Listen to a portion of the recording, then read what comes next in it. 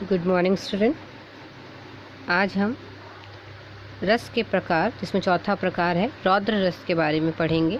इसके पहले हमने रस की परिभाषा, उदाहरण और रस के 3 प्रकार श्रृंगार रस, हास्य रस और करुण रस को पढ़ लिया है। उसकी परिभाषा और उदाहरण को भी देख लिया है। ठीक है, जैसे आपको पता है कि रस के कितने प्रकार होते हैं, 10 प्रकार होते हैं और 10 ही स्थायी भाव होते हैं, जिसमें हमने 3 पढ़ लिए हैं। आज हम चौथा जो रस है वह है रौद्र रस, उसके बारे में पढ़ेंगे। जैसा कि आप इसके नाम से ही समझ रहे हैं, रौद्र अर्थात क्रोध।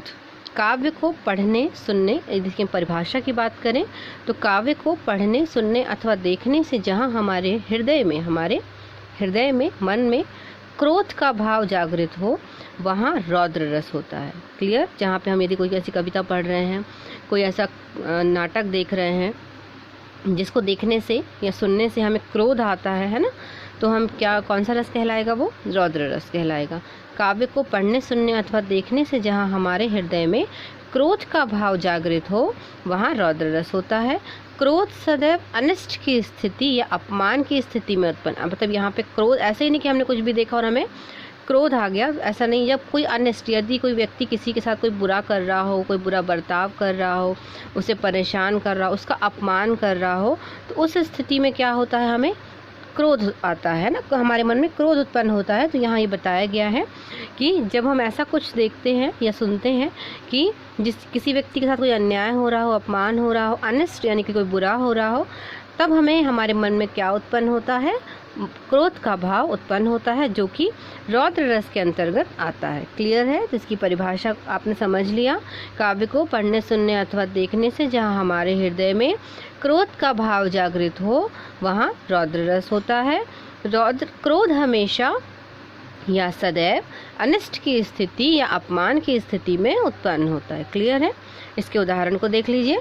श्री कृष्ण के सुनकर वचन अर्जुन क्रोध से जलने लगे, सब शील अपना भूल कर करतल युगल मलने लगे, संसार देखे अब हमारे शत्रु रण में मृत पड़े, करते हुए यह घोषणा वे हो गए उठकर खड़े। ये उस समय की बात है, ये पंक्तियाँ लिखी हैं, इसका अर्थ मैं आपको बता रही हूँ। ये महाभारत से जुड़ी हुई जो पंक्तियाँ हैं कि जैसे कि आपने महाभारत देखा होगा, उसकी कहानी में ये था कि 2 भाई आपस में, 2 पक्ष, मतलब जो 2 भाइयों का जो समूह था वो आपस में किसके लिए? सत्ता के लिए, मतलब हक के लिए, हक की लड़ाई लड़ते हैं। जैसे कि पांडव हो गए और कौरव हो गए। कौरवों में दुर्योधन था, दुशासन था।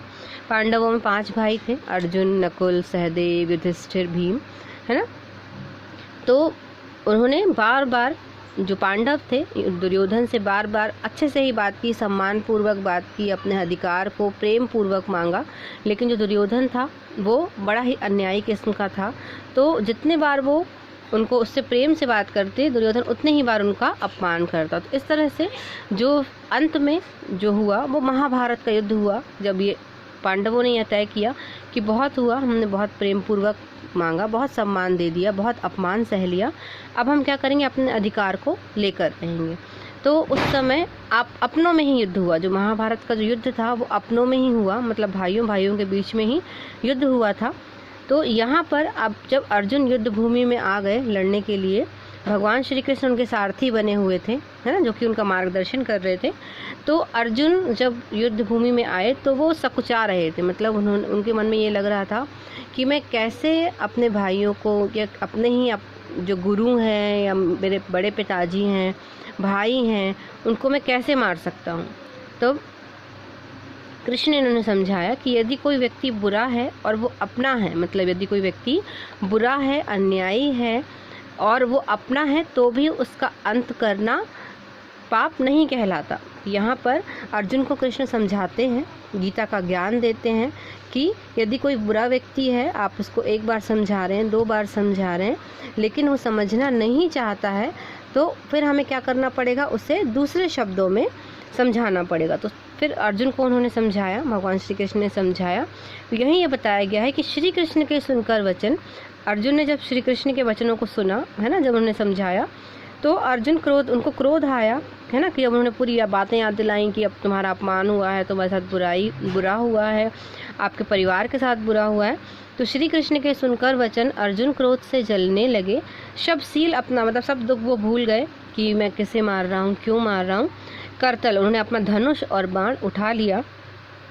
संसार देखे अब हमारे शत्रु रण, मतलब जो अगर आप युद्ध करने के लिए आए हैं, यदि आप युद्ध भूमि में आए हैं तो जिससे आप युद्ध कर रहे हैं वो आपका अपना नहीं है, वो मात्र आपका शत्रु है और उसे आपको हराना है और विजय प्राप्त करनी है। भगवान श्री कृष्ण ने क्या बताया कि यदि आप युद्ध भूमि में आते हैं युद्ध करने के लिए, और आपके सामने युद्ध भूमि में यदि आप आए हैं तो वो क्या है, आप विजयी होने आए हैं युद्ध भूमि में, और जो सामने खड़ा हुआ व्यक्ति है वो आपका शत्रु है, भले ही वो आपका भाई है, रिश्तेदार है, कोई भी है, लेकिन उस समय युद्ध भूमि में वो आपका शत्रु है और उस पर विजय पाना ही आपका सबसे पहला कर्तव्य है। तो फिर अर्जुन ने क्या कहा, देखेंगे अब पूरा संसार अब ये देखेगा कि जितने भी शत्रु युद्ध भूमि में आएंगे मैं उन्हें मृत कर दूंगा, मतलब मार दूंगा।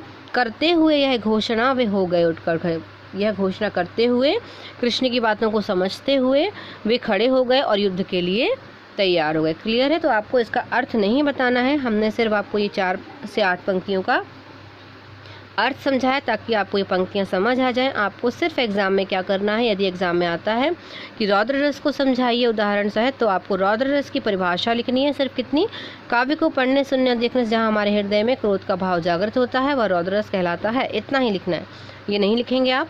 और क्या लिखना है आपको? रौद्र रस की ये कुछ पंक्तियाँ, आप 4 पंक्तियाँ भी लिख सकते हैं, यदि आपको याद है तो आप पूरी पंक्तियाँ भी लिख सकते हैं इसके उदाहरण।